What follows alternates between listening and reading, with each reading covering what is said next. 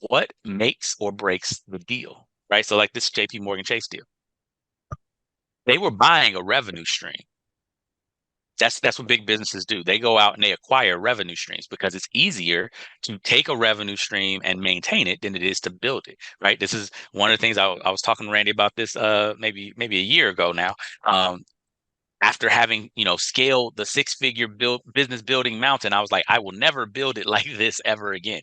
I will either A, buy it, or B, pay for a team to build it. And once they've built it, then I will come in and grow it. This business podcast, the Two Business Guys Mastermind, uncovers for you secrets and share tips and tricks to entrepreneurship as they mastermind on how to have startup, operational, and overall business success so that you can go on to get better results. Enjoy. So Rob, the two business guys need to mastermind today on all of this stuff going on in the news. Right? So we're going to bring you our perspective on, oh my gosh, everything from grift to layoffs.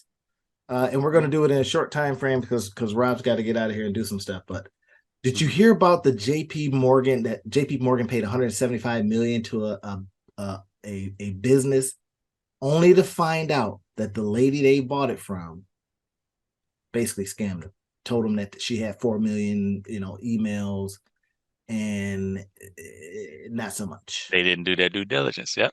It's so interesting when you see stuff like this, because a lot of times people forget, like, and you know this from the real estate game, right? Like, due diligence is a real thing, and it's a real thing because you have to be aware of what things can mess up the deal, right? It's not, you got to look for every possible calamity that exists in the world, but you have to know certain things, right? Like I remember one of the things that I learned when I was first getting into real estate investing is like there's certain big things you want to pay attention to. You always want to get a termite inspection, right? You always want to make sure you get a foundation looked at, That's right? Like number one. there's certain big things that you want to make sure of. Every time, no matter what they tell you, you want to make sure that you look at it because the cost of being wrong exponentially outweighs the cost to get the check done. And there's a whole bunch of other little stuff that, like, you don't want to go on the walls and looking for mold and doing all the rest of that type of stuff, because at the end of the day, as long as you don't go on the walls, life is good. Like, and if you ain't planning on going in the walls, don't go on the walls. That's not your responsibility. That's not your job, because you'll never know that there was mold. Right. Now, translating that to a business, our entrepreneurs out there that are listening. And so the whole idea is you have to know what makes or breaks the deal, right? So like this JP Morgan Chase deal, they were buying a revenue stream. That's what big businesses do. They go out and they acquire revenue streams because it's easier to take a revenue stream and maintain it than it is to build it, right? This is one of the things I was talking to Randy about this maybe a year ago now. After having scaled the six-figure business building mountain, I was like, I will never build it like this ever again. I will either A, buy it, or B, pay for a team to build it. And once they've built it, then I will come in and grow it. But I will never try to build it from scratch ever again, just me by myself. It's not going to happen, right? And that's where big businesses are. They don't got time for all of the minutia of growing and doing basically research and development for a new income stream. So what they do is they go buy new income streams. Just like with anything, you got to kick the tires. You got to take it for a test drive. You got to do your due diligence to make sure that it does what it's supposed to do. And so, I can't say that I'm feeling bad for JP Morgan Chase, because like this is one deal out of how many that go well. Yeah. And so this is probably some young, I feel bad for the staffer who didn't do his due diligence or her due diligence and is now losing their job because of this deal. JP Morgan Chase is going to be fine because they have systems in place. They have all that type of stuff in place because they do this all the time. What that tells me is that somebody thought that the system was unnecessary, thought they could take a shortcut, and it hit them. And put a check in somebody's hand, right? Who had been a rising star, all this kind of stuff. We're hearing this over and over again, right? So Sam Bankman-Fried, young rising star, paying his way into attention, right? So it kind of flipping all the levers, right? You say, hey, go out there and get attention. Well, we got popular people out there saying that's what it's about. So you get attention, and then you swing your money around, and people seem to put you in rooms, and you can show up any way you want to. So, as the Two Business Guys Mastermind on all of this stuff, we see, I don't know, I think we see opportunity, but we also see something Rob talks about constantly. It is about leadership, right? And I probably think more about Rob's business than he does, because I'm always thinking about I was literally taking a shower today, and I'm saying, leadership as a means to, and then I just kind of dot, right? But it keeps going back to leadership. Who didn't do due diligence on this $175 million? Some leader, some division leader. I don't know. Somebody didn't make sure that the emails were real. Somebody now, after the fact, right? Now after the fact, somebody says, "Well, let's ping these emails," right? And it's getting nasty, man. They're finding computer people that bots help with the grift. Yeah, and at the end of the day, what's interesting with this is, right, sometimes you just have to go through stuff because it's a learning thing, and nobody would have ever, like, this wouldn't have gotten caught by traditional due diligence. That's okay too, right? Because this is a grift. This is somebody intentionally pulling the wool over people's eyes. It's not like, it was an honest mistake, right? But one of the other things that's important to remember in this, and when you talk about leadership, right, the key thing that most leaders struggle with is delegating. And they struggle with delegating because they think of delegating as abdicating, right? If I give it to you, I don't have it anymore. I'm relying on you completely to do this work. And that's not what leadership is, right? That's not what delegation is. Delegation is facilitating, right?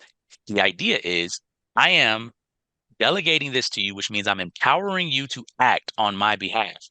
To empower you to act on my behalf is not just to give you the capability and the ability to physically act and do the work, but it's also giving you the lens through which I see the world, so that when you see things, you see them like I see them.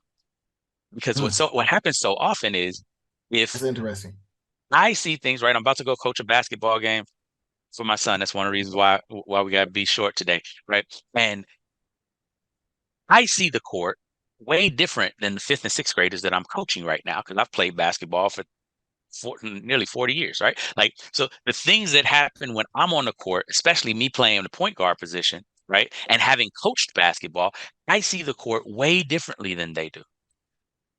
And so what I have to do in order to coach them properly is not just tell them what to do, because when I tell them what to do with the lens that they have, they're actually going to do things that are the exact opposite of what they're supposed to be doing. They're going to run faster. They're going to try to get there because what they see is, oh, there's a space. I need to hit that space really quickly. Instead of realizing that space is only there because the play is developing, and that's not the space you're going through. When you let the play develop, now this bigger space is there that it doesn't matter how fast you go because it's already all the way to the hole. But you just got to let it happen. You got to slow down. You got to watch everything that's happening. And that's a lens that they don't have. That's a lens that I have to give them. That's a lens that I have to train them to see. Right. So when we run the plays, I don't just yell at them for doing the X's and the O's right. X's and O's is the easy part. The part that I work with them with is helping them to see the things that they don't see while the X's and the O's are happening. So I give them. You see what Rob did, y'all? He just gave you the business model of the Two Business Guys Mastermind. We are on the court and we see the X's and O's moving, but that's your business. Your business should see the X's and O's of who you're trying to help. Now, imagine bringing that narrative. Just what Rob said. Hey, I'm here to help you see the X's and O's of what you don't see. I'm out there learning. I'm out there reading. I'm out there doing all this stuff on your behalf. Right. And I have, to that point, Rob, I got two young ladies that I'm coaching. Right. Young, I got a group of people that I'm coaching, right? And the one that's impressing me the most is the one that is allowing you to share your insights. There you go. Take those insights and go, I don't see it quite like you see it. I'm just going to plug in these pieces because, as you said, as things get moving, you start saying, see what I mean? Why you're in zone is because they're going to naturally come to you and you've taken up space. Right now for my, non-basketball literate people. I could never do zone when I remember this when they were trying to, I was like, what is this zone mess? I was faster than everybody else. I could not sit in a spot. Right. I was always difficult. Breaking the zone. Exactly. Because you was following the ball. Right. And so it happens so often, right? And I've coached at, every level from high school all the way down. And one of the interesting things that happens with players is, and I watch it with coaches, like coaches are literally tearing their hair out, yelling, screaming, getting frustrated. And it's always so hilarious because what coaches don't realize is they don't realize they have a lens on. It's like if somebody being in a room, not realizing they got on shades, right? And because they have on shades, they can see different things in the room because the lighting is different. So they get different patterns than everybody else. They're like, why can't you see it? It's right there. And it's like, it's not right there. If I like, I don't see it, but they don't understand why. And it's the same thing in taking the zone example, right? Zone, you really have to paint a picture of what is going to happen and how you move as a unit instead of how you move as an individual. That requires you to actually teach the person how to think as a group and think as a unit instead of thinking as an individual. And most coaches don't do that. They tell every individual what their role is and where they're supposed to be, and they never help them move as a unit so that they see how everything moves when they move as a unit. And they don't pause and let them, okay, we're over here, right? If you run a 2-3 zone, you run a 1-3-1 zone. I remember when I was coaching freshman girls basketball, that was we used to kill with a 1-3-1 zone. The reason we used to kill with the 1-3-1 zone is because everybody not only understood their role, but they understood everybody else's role on the floor. So they knew when the steal was about to happen. We knew which passes were the ones that we like, yep, going down for that one. So they would already be breaking out. We get layups off a 1-3-1 press, half court press all day. Boom. I had a rover in the middle that was just amazing. She was long, she was tall, she was fast. And so folks would throw that pass. And then on the backside, I had one of my fastest people. So they would make you think you was open, and they'd be like Ed Reed in football, ball hawking safety, going to get in that ball, and then we off to the races. And that was he is Buffalo the type Bills? of thing. No, he was Baltimore Ravens. Oh, okay, yeah, that's yeah. And so at the end of the day, that's the being able to help them see what you see, right? And for business owners, bringing this all back to you running your business, because like there's two things I want you all to see about this. Number one, big businesses on down to small business. I work with billion-dollar, like multi-billion-dollar organizations, and I work with $500,000, $1 million organizations, and I work with startups. And every level of leadership, the one thing that happens is people are blind to their perspective. We are so used to our perspective that we don't realize that it's a lens. It's not the world, right? It's the world as we see it. And the key thing that it's important is for you to be able to help other people see the world as you see it. But you first have to be aware of how you see the world differently. But most people get so frustrated with the discord or the dissonance of how they see the world versus how other people see the world that they can't be aware of it enough to notice the differences and to help people see it the way they see it. That is, I had to write that down, y'all, because I mean, we can build a whole different, opportunity off of just that statement. It's this thing. I've been doing a really big push lately on helping people just take insights. And that's kind of why we're pinging off the news today and just kind of saying, hey, did you see this? Did you see that? It's because when you've been in business a little bit or you've done a lot of business, you don't have to be older or anything like that, but you just get insights. Right? And you get these insights that come to you in such a way that you're able to go, that's kind of like this. And if I just put that together with this, so we can hear something. Oftentimes I'll hear something and my copywriting brain goes, That would make a terrific headline. It'll be different. It'll stop people. It'll be the attention grabber. And then I wonder, can I find a product for that? Right? Is there traffic out there? It's really kind of basic, right? Traffic. Is there traffic? Can I find an offer? And can I write the copy or create the landing page that speaks to that?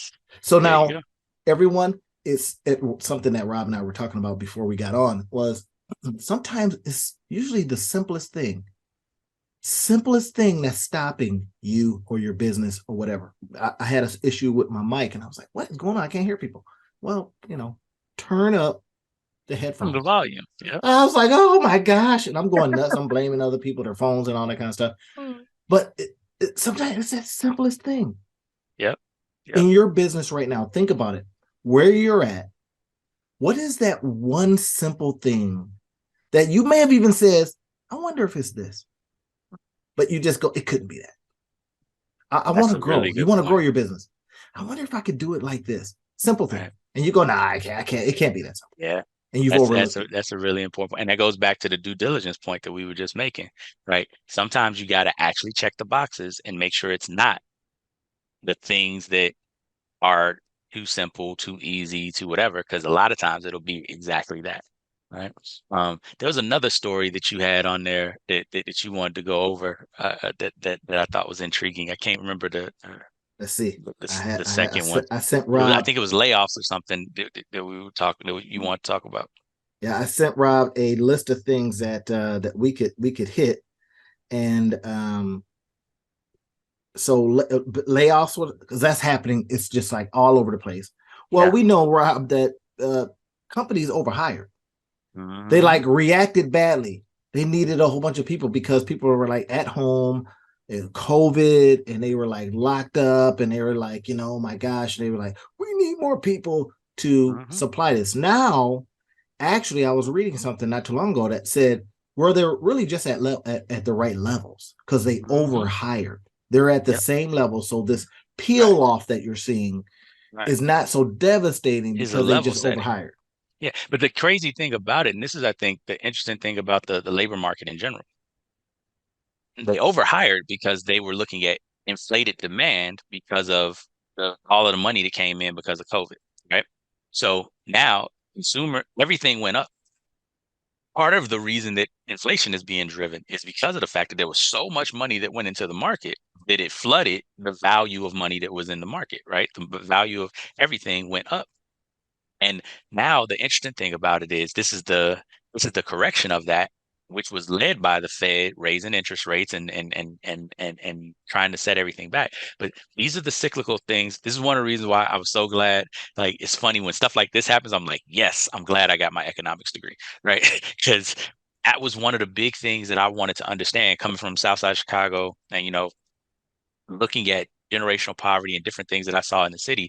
That was the thing that I wanted to understand. I wanted to understand when stuff like this is happening, right? Because, growing up, the 70s, 80s, 90s, one of the things that you see a lot is you saw a lot of layoffs. You saw a lot of people losing their jobs. Like, one of the big narratives of especially the 80s and the 90s was companies shutting down and entire businesses going out of business and everybody in the town losing their retirement, losing their job, losing everything. And that, like, this it wasn't national, but locally you saw like entire towns shutting down because of different things that were happening. And so it was this narrative that you're in jeopardy. You never know when anything's going to happen, et cetera. So for me, I was like, I never want to be subject to, right, the whims of whoever this person is that's in charge of my check. One of the reasons why I became an entrepreneur, but it's also one of the reasons why I studied the economy. And one of the things that you're able to learn when you study economics, especially macroeconomics, is you're able to see, it's kind of like understanding weather patterns, right? Like, there's a jet stream in the Atlantic Ocean.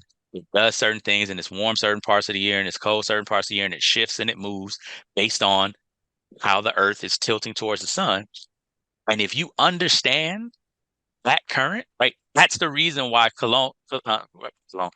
Christopher Columbus, Colon is his Spanish name, Cristobal Colon, but Christopher Columbus, that's the reason why he was able to do what he did, because he learned about those wind patterns, right? And he learned those wind patterns from African explorers and from Mediterranean explorers that had been out in the Horn of Africa. So there were certain things that he started to see certain patterns.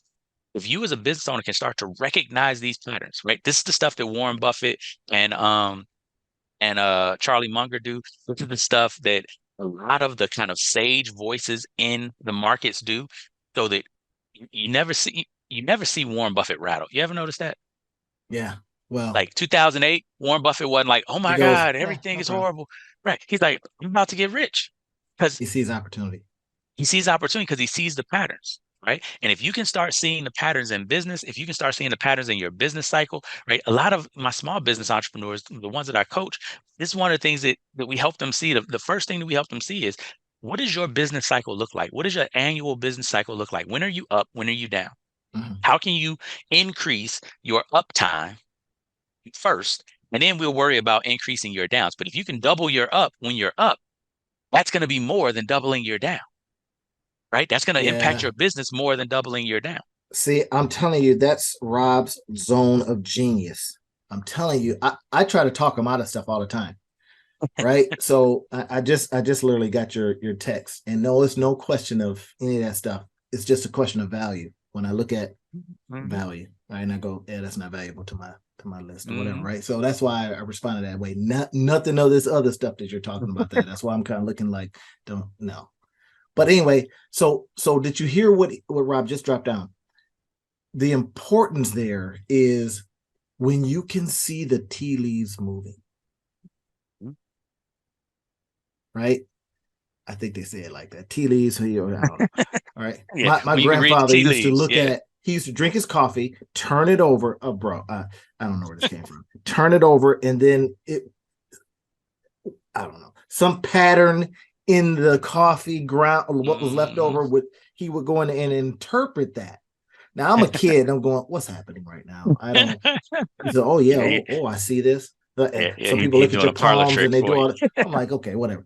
But my point here in business, being able to position yourself in such a way that you're pinging off of different things in a way that you can get these insights, and then you can go, you know what? It's not only my gut, but it's my Yep. gut plus.